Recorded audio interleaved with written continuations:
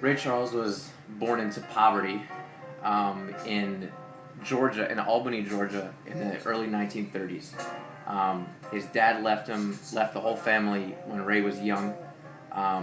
Ray and his brother George, around the same age, when they were both little kids, Ray watched George drown and die.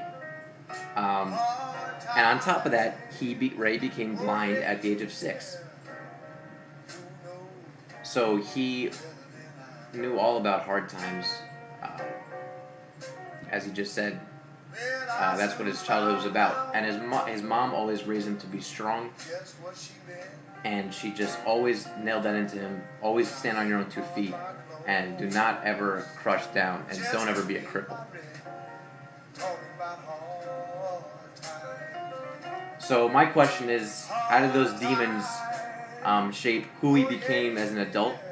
Whether good or bad. We don't know if he was net positive or net negative as a musician. And how did it shape his music? We'll find out. We'll find out how his demons shaped him.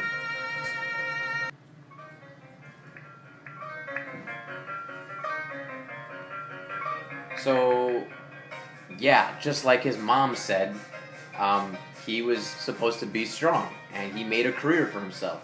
People loved him. He was a ladies' man. He had problems that we will talk about later. But in his music, you can hear his swing. You can hear the combination of the big band swing, the blues, and the gospel in his music. And you can you see his strength. It's totally visible. He's totally strong. He's made a career for himself. He's singing about exciting things, and he's damn good. He was positively affecting, he was making people feel connected through his music. But he was acting out. Why was he acting out? Think about his past. But we'll get there. I will leave you hanging for now. And in 1965, he was caught with heroin on a plane. And that was 65 was around the time that it was becoming clear that he was extremely successful. So he was caught. His success and his drugs were becoming hand in hand.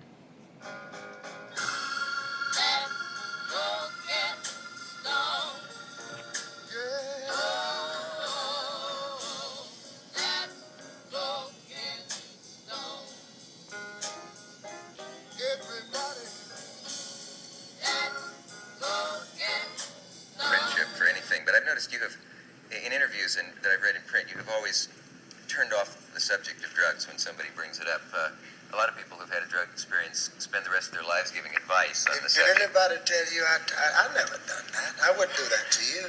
I wouldn't turn off any subject. No, really, I'm serious. I really wouldn't.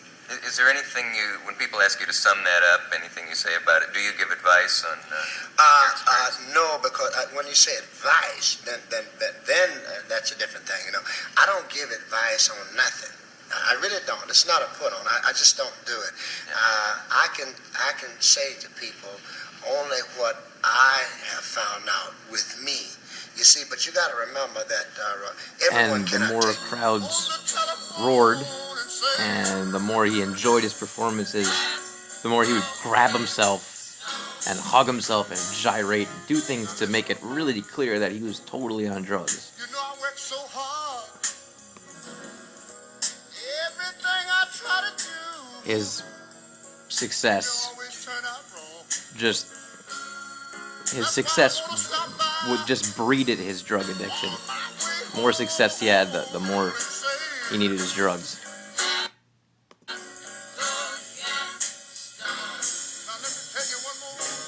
I like Jacob's theory that Ray Charles' drug use escalated as his career became more successful. I think that there may have been some guilt that he was pretty much the only surviving member of his family, and that he was so wildly successful that the guilt became unbearable. And that, plus the terribly, terribly painful feelings that he had growing up, were all too much for him, and so he numbed himself out with drugs. Yeah, I think that he was I mean, he was addicted. He was addicted to being in pain, and when you're addicted to being in pain, you're self-destructive. Drugs are naturally self-destructive. So, you know, his success breeded his drug addiction. I mean, we can stop at that. Well, you-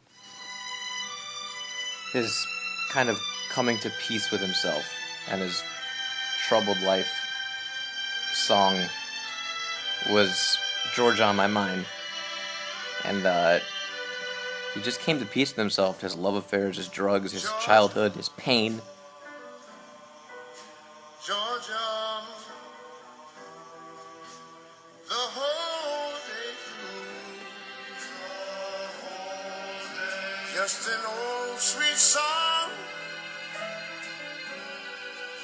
keeps Georgia on my mind. He had to return to his roots of Georgia by song. He was reverting to his childhood. He was addicted to his pain, but it was peace for him. It was his peace. He was going back to Georgia, where he was a little boy. A song of you comes as sweet and clear as moonlight through the